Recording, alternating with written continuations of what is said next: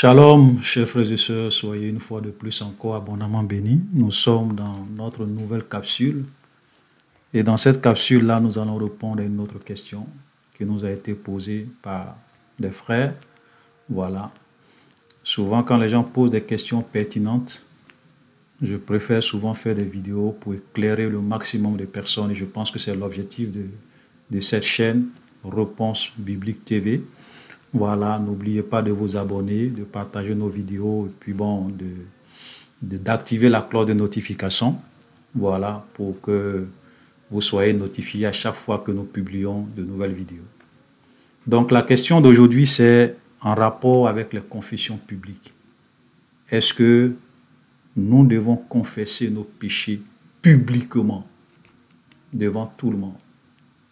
Parce qu'il y a des églises où les gens font cela. C'est-à-dire que les dimanches ou bien pendant leur jour de rencontre, quand ils se retrouvent, les gens se lèvent pour dire oui, j'ai commis tel péché, que Dieu me pardonne, j'ai commis tel péché, j'ai fait ceci, j'ai fait cela, que Dieu me pardonne. Et ça devant tout le monde, devant tout le monde. Voilà. Et bien sûr, les gens ont souvent des versets comme ça qu'ils utilisent pour tromper les gens. Alors, laissez-moi vous dire, voilà, avant qu'on ne rentre dans la parole de Dieu, laissez-moi vous dire de la manière la plus forte possible, la manière la plus claire possible, que ces genres de choses ne sont pas de Dieu, c'est pas biblique, et je pourrais même ajouter que c'est très, très, très dangereux. Très dangereux. Voilà. Parce que imagine un seul instant, tu te lèves, tu dis non, tu as tué quelqu'un. Voilà. Même si c'est peut-être par erreur, tu dis tu as tué quelqu'un. Les gens vont venir t'attraper puis te mettre en prison. Parce que tu as commis un meurtre. Tu te lèves, tu dis oui, vraiment, j'ai cherché la femme de mon voisin. Voilà. Ou bien quelqu'un peut-être qui s'est converti la première fois dans votre église, il vient, il dit, ouais, il commence à confesser tous ses péchés qu'il a fait lorsqu'il était dans le monde. Et il dit non, j'ai cherché la femme de mon voisin, de tel voisin, de tel voisin, de tel voisin. Mais si le voisin dans cette église-là, et que lui aussi c'est un païen, peut-être qu'il est venu par hasard dans cette église, ou bien même si tu as quelqu'un qui est ami à ton voisin qui est dans cette église et qui s'en va dire, mais tu peux avoir des problèmes. Tu peux avoir des problèmes et les gens même peuvent te tuer. Parce qu'il y a des gens qui tuent des gens lorsque tu trompes, tu cherches leur femme. Donc c'est très dangereux. Et vous allez remarquer que les pasteurs qui font ce genre de choses dans leur église, eux-mêmes, ils ne vont jamais venir confesser leurs péchés devant tout le monde. Ou bien même quand ils vont vouloir confesser leurs péchés, c'est toujours des petits péchés. Mais le pasteur ne va jamais venir se mettre devant son église pour confesser des péchés graves. Peut-être que lui-même il a commis dans le secret parce qu'il sait que s'il dit ça, son église va se vider.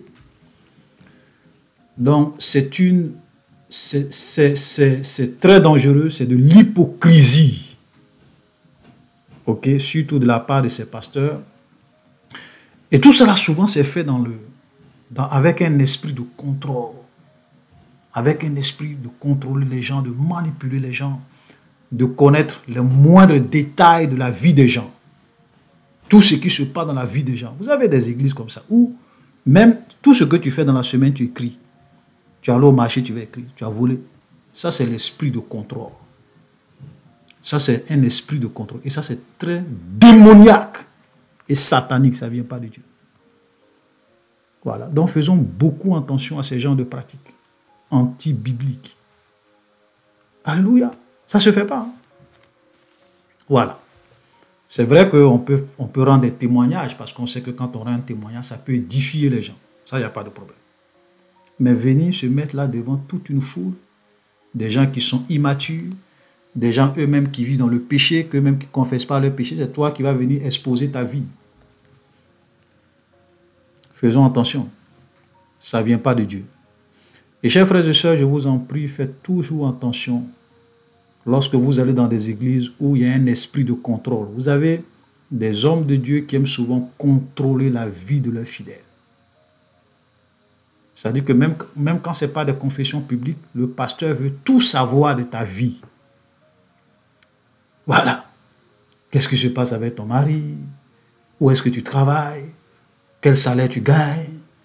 Ceci, cela. Qu'est-ce qui s'est passé entre toi et ta femme? Tous les petits détails. Ça, il faut vraiment rejeter ce genre de choses. Voilà. Il faut rejeter ça. Il ne faut pas permettre à ce que les gens contrôlent ta vie comme un enfant. Il y a des chrétiens qui se comportent comme des enfants. C'est le pasteur qui va leur dire, non, tu vas marier celle-là. Non, tu ne dois pas marier celle-là. Voilà ta femme, voilà ton mari. Et il y a des chrétiens qui acceptent ça. Toi, un grand garçon, c'est le pasteur qui va te contrôler comme un enfant, qui va te dire même qui tu dois marier. Oh boy! C'est terrible, hein?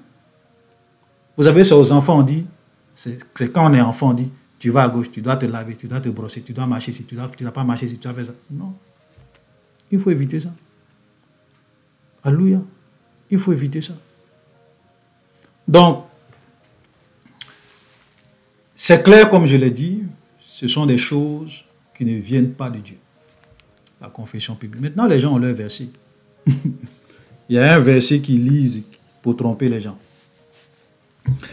Regardez, c'est souvent Jacques chapitre 5, le verset 16. Confessez vos péchés les uns aux autres et priez les uns pour les autres afin que vous soyez guéris. La prière fervente du juste a une grande efficacité. Voilà le verset que les gens utilisent souvent pour tromper les gens. Premièrement, quand tu lis ce verset attentivement, on n'a jamais parlé de confession publique. C'est pas une confession. Ici, là, on n'a pas dit confessez vos péchés publiquement les uns aux autres. Ce n'est pas ce qu'on a dit.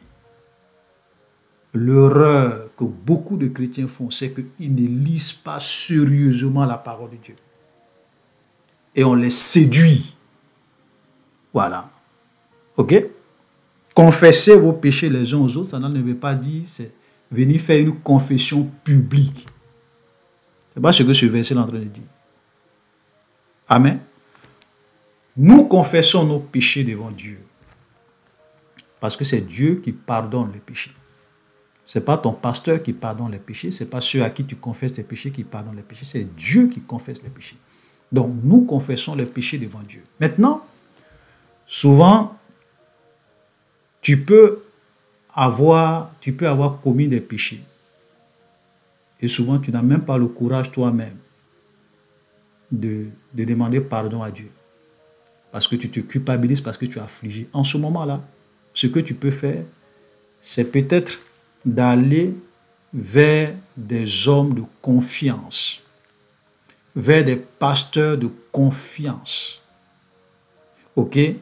Et souvent, le Saint-Esprit même peut te pousser à aller confesser ton péché à un homme de Dieu, à un vrai pasteur, à un bon frère, à une bonne sœur, à une mère qui est vraiment avancée, ok, dans la foi, pour t'aider, pour te donner des conseils et pour prier pour toi.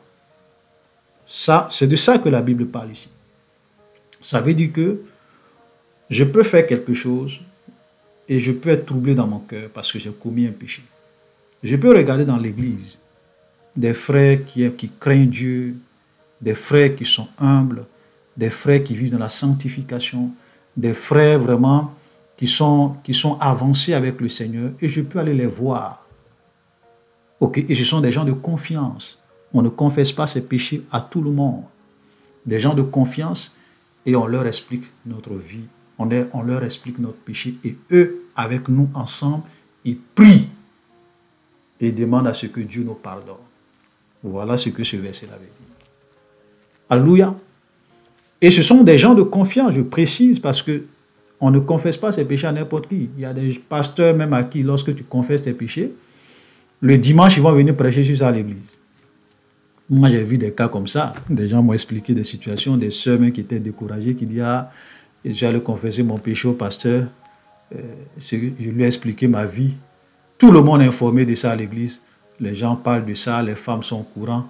Maman pasteur, celle qu'on appelle maman pasteur, la femme du pasteur, elle a pris ça pour aller raconter ça aux autres femmes. Et souvent, il y a des gens qui ont quitté des églises comme ça. Voilà. C'est pas on ne parle pas de ces gens de pasteurs. Je ne parle pas de ces gens de pasteurs. Un pasteur qui n'a pas sa langue dans la poche, lui et sa femme, je vous en prie, n'allez jamais les voir pour confesser vos péchés devant eux. Ils vont vous exposer. Et il peut même faire de vous l'objet de moqueries et de risées dans l'église où vous êtes. Et tout ça, souvent, c'est orchestré par le diable. Hein, parce que tous les pasteurs ne sont pas des hommes de Dieu. Donc, il y a des hommes de Dieu, quand vous allez leur dire votre vie, Satan les pousse à réellement divulguer l'information pour vous décourager, pour vous pousser à abandonner la main de Dieu. Ce sont des agents du diable. Les gens, souvent, ne savent pas ça. Satan, c'est un grand stratège. Donc, faisons beaucoup attention. Alléluia. Donc, voilà, quand on dit confessez vos péchés les uns aux autres, ce sont, oui, il peut y avoir des frères, il peut y avoir des sœurs, il peut y avoir des hommes de Dieu, de confiance, des hommes qui gardent les secrets et qui peuvent vraiment nous donner des conseils, prier pour nous, nous aider à, effectivement, voilà, c'est de ça que la Bible parle ici. Amen. On va même lire encore d'autres versets. Et cette fois-ci, nous allons venir dans Matthieu. Matthieu chapitre 6. Vous savez, si nous les chrétiens, on lisait simplement nos Bibles, il y a des questions qu'on n'allait même pas se poser parce que toutes les réponses sont dans la Bible. Regardez ce que la Bible nous dit dans Matthieu chapitre 6. Voilà. À partir du verset 5. Lorsque vous priez, ne soyez pas comme les hypocrites qui aiment à prier debout dans les synagogues et au coin des rues, comme le font les musulmans, voilà, qui barrent les routes pour montrer aux gens qu'ils prient. Ouais. Ok? Qui aiment à prier debout dans les synagogues et au coin des rues pour être vus des hommes. Je vous le dis en vérité, ils reçoivent les récompenses. Mais quand tu pries, entre dans ta chambre, ferme ta porte, prie ton Père qui est là dans le lieu secret, et ton Père qui voit dans le secret te le rendra. Voilà. Ici, on est en train de parler de la prière parce que quand nous confessons nos péchés, c'est aussi une prière que nous faisons. C'est une prière que nous adressons à Dieu pour que Dieu nous pardonne. Donc, ça rentre aussi dans ce cadre-là. Ok? Donc, ici, la Bible dit, quand tu pries, rentre dans ta chambre et prie dans le secret. Y compris, confesse tes péchés dans le secret. Est-ce que vous savez que Dieu n'aime pas le m'as-tu vu? Voilà.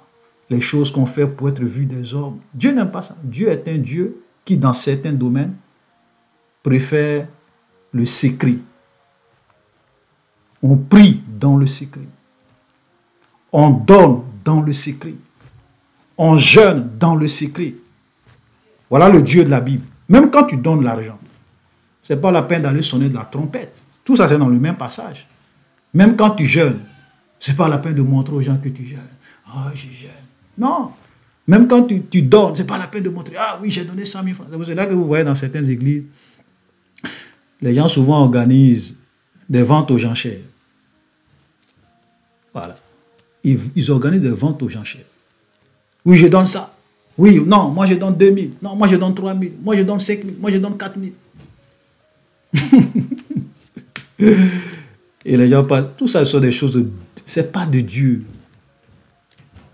C'est pas de Dieu. Dieu n'est jamais dans ce genre de choses. C'est-à-dire que des gens qu'on fait, des choses qu'on fait en public pour être vus des hommes, pour montrer aux gens qu'on a l'argent, pour montrer aux gens qu'on a donné beaucoup, pour montrer aux gens qu'on a plus participé. Jésus dit que tous ceux qui font ça, ils ont déjà leur récompense. Le fait que les gens savent que ah, tu as beaucoup donné, c'est ta récompense qui est là. Dieu ne va plus jamais te récompenser. Voilà. C'est pour cela que quelqu'un qui craint Dieu, tout ce qu'il fait, il le fait devant Dieu. Pas pour que les hommes le voient, pas pour que les hommes l'acclament. Amen. Donc même quand tu confesses ton péché, ce n'est pas la peine de venir te mettre devant les gens pour dire oui, j'ai fait ça, j'ai fait ça. Ça, c'est pas biblique. Il faut éviter ça. Alléluia. Voilà. Donc, déjà, c'est quelques versets que je viens de prendre répondent largement à notre question. Ok? Donc, soyons clairs là-dessus. Confession publique, ce n'est pas de Dieu. Ça ne se fait pas. C'est dangereux. Ok? De deux, si tu commets un péché et que tu es triste, tu n'as pas la force de prier Dieu parce que tu te culpabilises et que l'Esprit de Dieu te pousse à aller vers un frère de confiance, tu peux aller vers lui, tu lui confesses son péché entre vous deux ou bien entre vous trois et vous priez ensemble et Dieu te pardonnera. Amen. Très important. Maintenant, je voulais aussi répondre rapidement à d'autres questions dans ce sens, c'est concernant les péchés. Vous avez des chrétiens et même des milieux chrétiens où on dit non, on ne doit plus confesser les péchés parce que voilà, nous sommes sanctifiés, Jésus nous pardonne, on n'a plus besoin de confesser nos péchés. Laissez-moi vous dire que ceux qui enseignent ça, ils enseignent des doctrines de démons. Voilà. Ceux qui disent qu'aux chrétiens qu'on ne doit plus confesser nos péchés, ou bien qu'on est saint, qu'on n'a plus de péché. Donc, c'est plus la peine de confesser nos péchés parce que Jésus nous a déjà pardonné de tous nos péchés présents et futurs. Laissez-moi vous dire que ça, c'est une doctrine de démons. C'est une hérésie. Et je vais vous donner juste quelques versets. Dans 1 Jean, chapitre 1, le verset 6, pardon, le verset 8. Comment ça? On lit le verset 8. Si nous disons que nous n'avons pas de péché, nous nous séduisons nous-mêmes et la vérité n'est point en nous. Vous comprenez? Et là, l'apôtre Jean est en train d'écrire à des chrétiens. Ce n'est pas des païens. Aux chrétiens. Il est dit, si nous disons que nous n'avons pas de péché, nous nous séduisons nous-mêmes et la vérité n'est point en nous. Ça veut dire quoi? Ça veut dire que personne sur cette terre ne peut dire que lui, il est tellement rempli du Saint-Esprit, il est tellement arrivé à un certain niveau que lui ne peut plus jamais pécher. Que lui, il est saint, lui, il est pur, le péché. Non, c'est impossible que lui pêche. Tu es en train de te séduire toi-même, tu es un menteur. Tu es un menteur. La vérité n'est pas en toi. Voilà. Tant que nous sommes dans ce corps de chair, ok, la loi de la chair, c'est la loi du péché. Donc, c'est pour cela que Jésus dit, veillez et priez afin que vous ne tombiez point dans la tentation. L'esprit est bien disposé, mais la chair est faible. Amen. Donc, la possibilité que nous péchions existe. Et nous ne pouvons pas dire que non, moi je ne suis sans péché, je ne pêche plus, je suis saint, voilà. Dieu a pardonné mes péchés présents et futurs. Hérésie. Hérésie. Alléluia. Et il dit, verset 9, si nous confessons nos péchés, il est fidèle et juste pour nous les pardonner et pour nous purifier de toute iniquité. Si nous disons que nous n'avons pas de péché, nous le faisons menteur et sa parole n'est point en nous. Vous comprenez ça? Si nous confessons nos péchés, il est juste et fidèle pour nous pardonner. Amen. Voilà. Donc ça veut dire que Dieu veut que nous puissions confesser nos péchés. Et lorsque nous confessons nos péchés, Dieu est fidèle, il est juste et nous pardonne, il nous purifie de tout péché. Maintenant, cela ne veut pas dire, parce que vous avez, si vous ne comprenez pas la vérité avec équilibre, le diable va vous séduire. Il y a des gens qui pensent que parce que Dieu a dit ça, ça veut dire qu'ils doivent tous les jours pécher. C'est normal qu'ils pêchent. C'est normal. Ça, c'est un mensonge du diable parce que quand vous lisez le premier verset du chapitre 2, et j'aimerais vous dire que vous savez la division de la Bible en chapitres et en versets, ça, ce sont les hommes qui ont fait ça. Ok? Voilà. Donc, quand l'apôtre Jean écrivait, il n'a pas mis chapitre 1, verset 1. Chapitre 2, verset 1. Ça, c'est nous-mêmes qui avons fait cette division pour nous retrouver dans le texte. Sinon, avant, ce sont des rouleaux, comme des lettres, de la première phrase à la deuxième, à la dernière phrase. Amen. Donc, le premier verset du chapitre 2, c'est la continuité du dernier verset du chapitre 1. C'est pour cela qu'il dit, écoutez très bien, j'aimerais lire ça. Mes petits enfants, je vous écris ces choses afin que vous ne péchiez point. Et si quelqu'un a péché, nous avons un avocat auprès du Père, Jésus-Christ le juste. Vous comprenez? Donc Jean dit aux chrétiens, quand je dis ça là, ce n'est pas pour vous encourager à vivre dans le péché. c'est pour ne pas que vous puissiez vivre dans le péché que je vous écris ça. Pour que ça rentre dans l'oreille des gens. Et il dit, s'il arrivait, parce que nous ne pouvons pas dire qu'on est sans péché, il peut arriver, s'il arrive, par malheur, que tu pèches, Dieu peut te pardonner. Donc, si celui qui n'a pas compris ça, qui prend ça comme étant, comme on appelle, un ordre, ou bien un encouragement pour vivre dans le péché, je vais te dire une chose. Tu vas te réveiller dans l'éternité. Et tu auras le choc de ta vie. Parce que tu ne vas pas entrer dans le royaume de Dieu. Si tu prends ça pour dire que c'est un encouragement à vivre dans le péché, tu n'as rien compris. Parce que le même Jean continue encore. 1 Jean chapitre 3, le verset 8. Celui qui pêche est du diable.